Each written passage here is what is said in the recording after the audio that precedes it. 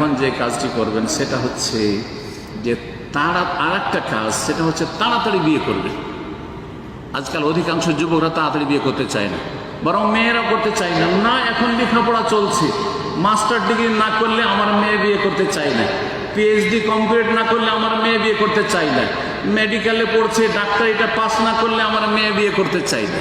মেয়ের বিয়ে হতে হতে 25-30, 25-এর বয়স যখন হয়ে গেল তখন আর ছেলে বলছে না, এই বুড়িকে কি আর বিয়ে করা যায়, আর করবো না, তখন আর ছেলে পাচ্ছে না ভালো।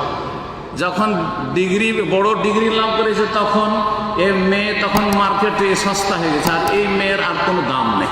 তখন যুবকরা ওই 18 খুঁজছে, যুবক খুঁজছে 18, আর এ তো আপনার ওই ডিগ্রি করতে করতে আর একটু আরও পড়ি করতে করতে 25 বছর 30 বছর বয়স হয়ে গেছে, শেষ।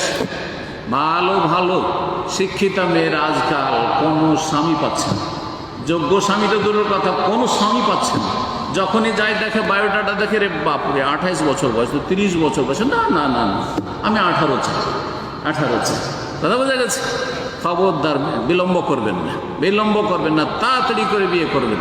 মেয়ে হোক অথবা ছেলে হোক, তাড়াতাড়ি বিয়ে দিতে বলেছেন, বিয়ে করতে বলেছেন নবী করিম সাল্লাল্লাহু আলাইহি ওয়াসাল্লাম। জি, ছেলেরা পায়ে দাঁড়াইতেই পারে না, বিয়ে করতেই পারে না। পায়ে দাঁড়াইতে দাঁড়াইতে চলে গেল 40 বছর বয়স হয়ে গেল, 40 তো শেষ। এখন তো উজান আর নেই, এখন তো কমজোর হইতে আছেন, আর কি হবে? তারপরে বিয়ে শাদী করলেন। এখন ছেলে মেয়ে যদি হয়, ছেলে মেয়ে নাবালকের থেকে গেল বয়স 60, রিটায়ারমেন্ট হয়ে গেল, 60 বছরে আর কি কাজ করবে না? শরীর চলছে না, তো শরীর চলছে না। আর এই যে ছেলে নাবালক হয়ে আছে, মেয়ে নাবালিকা হয়ে আছে, ছেলে মেয়ে মানুষ করা হলো না, বুড়ো হয়ে গেল, বরকত সব শেষ হয়ে যাচ্ছে। না, এই জন্য তাড়াতাড়ি বিয়ে করি। মাশাআল্লাহ, সবাব নবী বলছেন, হে যুবকরা, মান ইসতাতা মিনকুল বাত, যার বিয়ের যোগ্যতা আছে, ফালিয়াতাজাওয়াজ, সে যেন তাড়াতাড়ি বিয়ে করে। তাড়াতাড়ি বিয়ে করে। বয়স হয়ে গেছে, সাবালক হয়েছে, বিয়ে করো। বিয়ে করলে রুজির রাস্তা খুলবে। আপনারা বা আজকাল মুসলিমরা অমুসলিমদের দেখা দেখি কি বলছে, যে পায়ে দাঁড়াবো তারপরে বিয়ে করব। আর কোরআন বলছে যে বিয়ে করো তাহলে পায়ে দাঁড়াইতে পারবে। কোরআন কি বলছে? যে বিয়ে করো তাহলে পায়ে দাঁড়াতে পারবে, মানে রুজির রাস্তা খুলবে।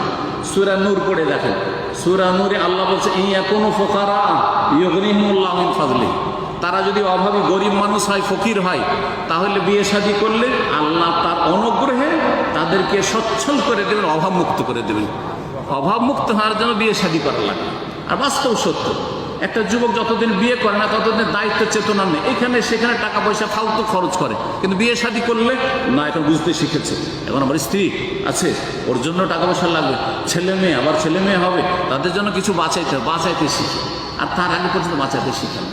আরও বিভিন্ন রকম কারণ। আর গাইবী মদত তো আল্লাহ রাব্বুল আলামিনের পক্ষ থেকে আছে, যেটা আমরা চোখে দেখতে পাই না। সুতরাং কোরআনে কারীমের কথা সত্য, যে বিয়ে করলে মানুষ অভাবমুক্ত হয়, আর আগে অভাবমুক্ত হব তারপরে বিয়ে করব, এই ধারণাটি কোরআন বহির্ভূত, এটা ভুল কথা। সুতরাং তাড়াতাড়ি ছেলেমেয়েরা যেন বিয়ে বসে এবং বিয়ে করে, আল্লাহ যেন তৌফিক দান করেন।